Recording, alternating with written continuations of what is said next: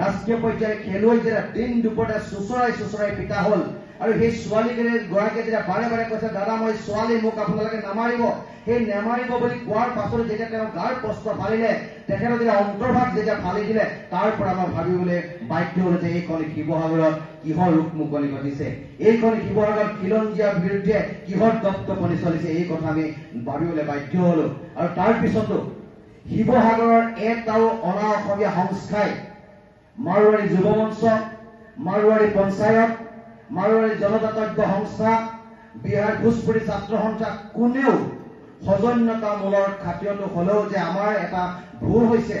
আমাৰ ৰাইজৰ এটা ভুল কৰিছে আৰু সেই দুষ্কাৰ্য সংঘটিত কৰা ব্যক্তিজনে কোনো মাৰোৱাৰী সমাজক প্ৰতিনিধিত্ব নকৰে সেই দুষ্কাৰ্য সংঘটিত কৰা ব্যক্তিজনে কোনো ব্যৱসায়িক গোষ্ঠীক প্ৰতিনিধিত্ব নকৰে তেখেতলোকে ক্ৰাইম কৰিছে তেখেতলোকক শাস্তি দিব লাগে এই কথাটো সৌজন্যতামূলক ভাৱেও এটাও সংগঠনে তেখেতলোকে আমাক এই কথা নজনালে তাক লৈ ৰাইজ ক্ষুণ্ণ হৈছে আৰু সেইকাৰণে আমি কৈছো তোমালোকে যদি অসমৰ অসমীয়া স্বাৰ্থত যদি তোমালোকে কাম কৰিব নোৱাৰা খিলঞ্জীয়া থলগিৰি ৰাইজৰ পক্ষত যদি তোমালোকে থাকিব নোৱাৰা তেতিয়াহ'লে শিৱসাগৰ লিখা ঐতিহাসিক এই জেগা য'ত থলগিৰি অসমীয়া 98% লোক বসবাস কৰিছে তাত তোমালোকে সংগঠন কৰাৰ অধিকাৰ নাই এই কথাটো আমি ৰাজহুৱাভাৱে মুকলিভাৱে কৈছো কাৰণ আমাৰ ক্ষোভ আছে আমাৰ দুখ আছে কাৰণ আমি যেতিয়া তোমালোকৰ ছোৱালীক ন্যায় দিছো আৰু আমাৰ ছোৱালী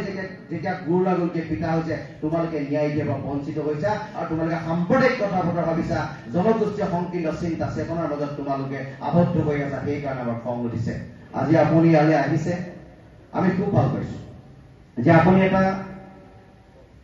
সুস্থিৰ পৰিৱেশৰ মাজত এই আমাৰ যি এটা বিশ্বাসযোগ্যতাৰ য'ত অভাৱ হৈ গৈছে শিৱসাগৰখনত য'ত থলগিৰি জনতাই নিজৰ অধিকাৰৰ কাৰণে সংগ্ৰাম কৰিবলগীয়া হৈছে এই মুহূৰ্তত থলগিৰি খিলঞ্জীয়া চৰকাৰৰ মুৰব্বীজনৰ দৃষ্টি যিহেতু আমি কালি আকৰ্ষণ কৰিবলৈ সক্ষম হৈছো আৰু তেখেতে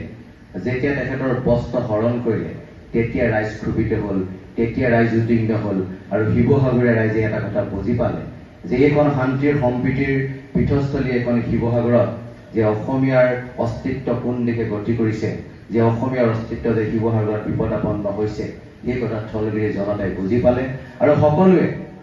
পৰিস্থিতি লাঘৱ কৰাৰ স্বাৰ্থত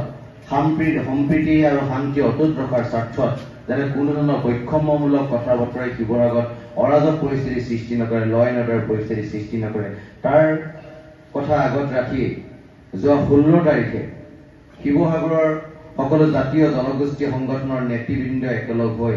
এখন সভা আমি আয়োজন কৰিছিলোঁ এই সভাখনত শিৱসাগৰৰ প্ৰতিজনে ব্যৱসায়ীক এখন লেটাৰ দিয়া হৈছিল উদ্দেশ্য আছিল যে পৰিস্থিতি বেয়াৰ ফালে যোৱাৰ আগতেই আপোনালোক আমাৰ মাজলৈ আহক আমি এটা সৌহাৰ্দ্যপূৰ্ণ আলোচনাৰ মাজেৰে আমি কথাখিনি আমি ইমানতে সমাপ্ত কৰিব বিচাৰিছো কিন্তু দুৰ্ভাগ্যৰ কথা যে তেখেতলোকৰ মুষ্টিমেয় 4জন মানুহৰ বাদে শিৱসাগৰৰ 80% ব্যৱসায়িক প্ৰতিষ্ঠানৰ গৰাকী এজনেও গৈ আমাৰ লগত আলোচনাত মিলিত নহল আৰু সিদিনা এটা সিদ্ধান্ত লোৱা হ'ল দ্বিতীয় এটা সিদ্ধান্ত যে আমি কলো যে অনাগত 24 ঘণ্টাৰ ভিতৰত যদি এই দুষ্ট প্ৰকৃতিৰ মানুহকেইজনে আৰু ব্যৱসায়িক গোষ্ঠীয়ে যদি অসমৰ থলগিৰি জনতাৰ ওচৰত ক্ষমা প্ৰাৰ্থী নহয় তেখেতলোকে কৰা ভুলৰ কাৰণে যদি এপলজি নোখোজে তেতিয়াহ'লে আমি এটা কঠোৰতম সিদ্ধান্ত ল'বলৈ আমি বাধ্য হ'ম 24 ঘণ্টা উকলি গ'ল দাদা তেওঁলোকৰ কমিউনিটিৰ এজনো মানুহে আমাৰ লগত যোগাযোগ নকৰিলে আৰু বৰঞ্চ তেখেতলোকে নীৰৱতা অৱলম্বন কৰিলে সেইকাৰণে শিৱসাগৰ ৰাইজ ক্ষুণ্ণ হ'ল আৰু আমি 19 তাৰিখৰ দিনা এটা প্ৰতিবাদী কাৰ্যসূচী আমি হাতত ল'লো আৰু এই প্ৰতিবাদী কাৰ্যসূচী কোনো দল সংগঠনৰ নেতৃত্ব লোৱা কাৰ্যসূচী নহয় শিৱসাগৰ অসমৰ অসমীয়াক ভাল পোৱা স্বাভিমানী থলগিৰি জনতা আপোন আপুনি ৰাজপথলৈ ওলাই আহিছে বহু মানুহক আমি ঘূৰাই পঠাইছো কাৰণ শিৱসাগৰখন আমি বেছি উত্তপ্ত কৰিব বিচৰা নাই ল এণ্ড অৰ্ডাৰ পৰিস্থিতি সৃষ্টি কৰিব বিচৰা নাই সেইকাৰণে আমি বহু মানুহক ঘূৰাই পঠাইছো কালি হাজাৰ হাজাৰ মানুহে ৰাজপথত আন্দোলন কৰাৰ পাছতো এটাও টু শব্দ কোনো এজন ব্যৱসায়িক কোনো এজন অনা অসমীয়া লোকক টু শব্দ এটাও কৰা নাই মাত্ৰ এটাই উদ্দেশ্য আছিল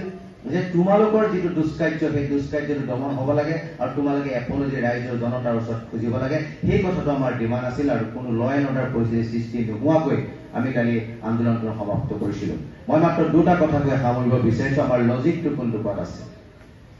যে আমি কৈছিলো যে শান্তি সম্প্ৰীতি এখন শিৱসাগৰত আমি বসবাস কৰি আছো যাতে সৰিতা তাছনিৱাল নামৰ মাৰোৱাৰী সম্প্ৰদায়ৰ ডিব্ৰুগড় মেডিকেল কলেজত পঢ়ি থকা এগৰাকী ছাত্ৰীক যেতিয়া অসমীয়া এজন ডক্টৰে ডিব্ৰুগড় মেডিকেল কলেজত ৰেপ কৰি যেতিয়া হত্যা কৰিছিলে, আমি জাতি বৰ্ণ ধৰ্ম নিৰ্বিশেষে শিৱসাগৰলৈ হাজাৰ হাজাৰ জনতা ওলাই আহিছিলো আৰু আমি সৰিতা তাছনিৱালক নিজৰ ছোৱালী বুলি ভাবি, নিজৰ ঠলগিৰি জনতাৰ এজনী জীয়াৰী বুলি ভাবি, আমাৰ গৌৰৱী অসমীয়া বুলি ভাবি তেখেতক আমি ন্যায় প্ৰদান কৰিছিলো আৰু সেই অসমীয়া কাল্পিত ডক্টৰজনক আমি জেল হাজতলৈ প্ৰেৰণ কৰিছিলো। সেইটো আমাৰ উদাৰতা, সেইটো আমাৰ সম্প্ৰীতি আৰু সেইটো আমি সকলোকে একেলগে লগত লৈ চলিব পৰা এটা নীতি শিৱসাগৰৰ ৰাইজে দেখাইছিলে। তাৰ পিছৰ পৰ্যায়ত বিহাৰী সম্প্ৰদায়ৰ এগৰাকী ছোৱালীক যেতিয়া ৰেলত ৰেপ কৰি হত্যা কৰিছিল, ৰূপালীলৰ বেক চাইডে সেই ছোৱালীগৰাকী আছিল, তেতিয়াও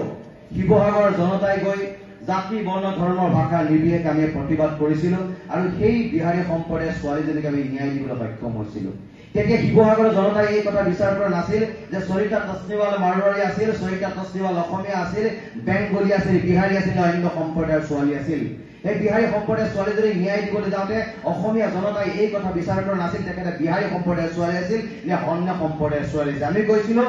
যে ক্ৰাইম যিয়ে নকৰক কিয়, ক্ৰাইমৰ কোনো ধৰ্ম নাই, কোনো জাতি নাই, কোনো জনগোষ্ঠী নাই, তেখেত ক্ৰাইম ইজ ক্ৰাইম, গতিকে ক্ৰাইম কৰা ক্ৰিমিনেলজনক শাস্তি প্ৰদান কৰিব লাগে, সেই মনোবৃত্তিৰে আমি গৈছিলো। কিন্তু শিৱসাগৰ ৰাজপথৰ ব্যস্ত সেই